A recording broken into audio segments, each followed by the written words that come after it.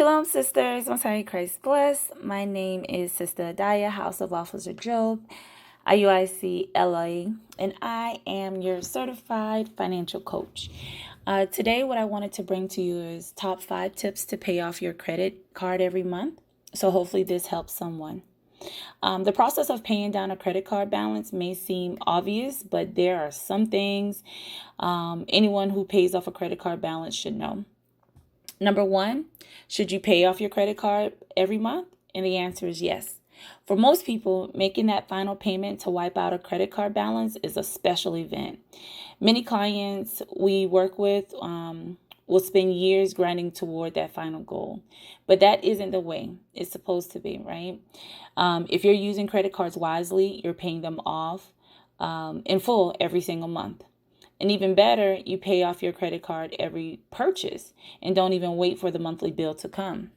So credit cards are supposed to be a tool to help boost your credit score or to put your credit score in a place to make you lendable versus using them and carrying those balances over, which you'll find the majority of your money will go towards interest versus the principal, lowering your ability to become lendable. So when lenders do look at you, you're deemed a risk versus someone that they can lend to.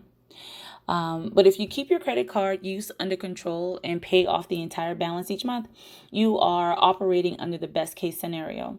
You get the positive impact to your credit score that comes from healthy credit card activity, and you pay little to nothing in the way of fees and interest for using your credit card.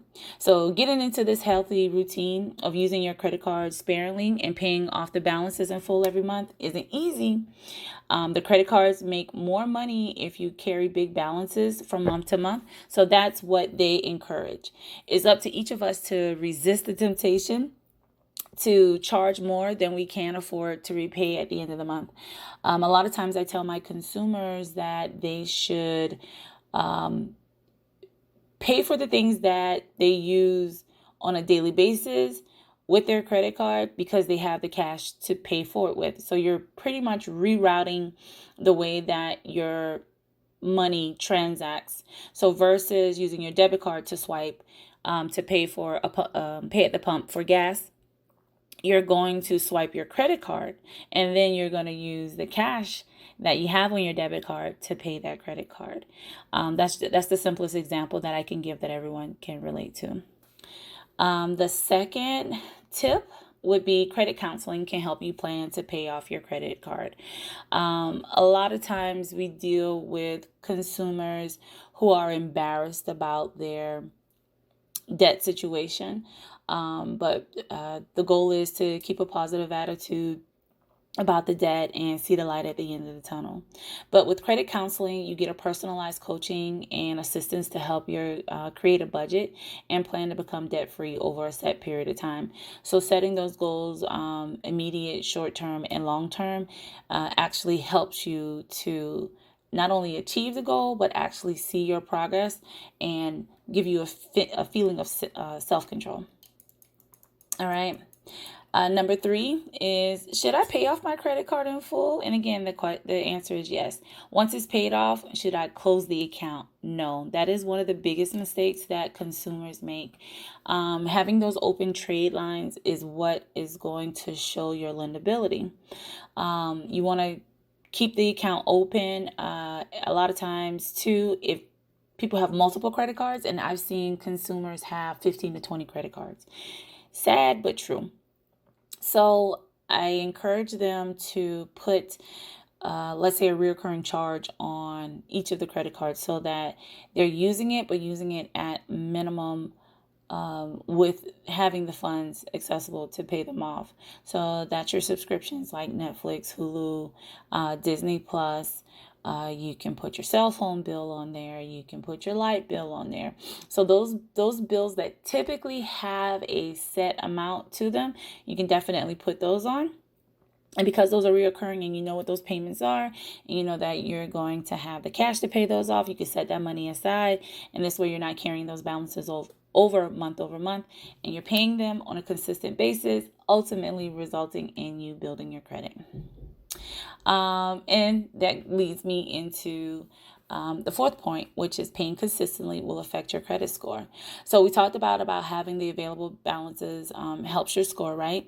But the biggest factor in your Fair Isaac Corporation, which is your FICO score, which helps you become lendable, is your payment history. And that holds about 35% of your credit report. So making sure that you make those timely payments is definitely very important, right? Your payment history looks good.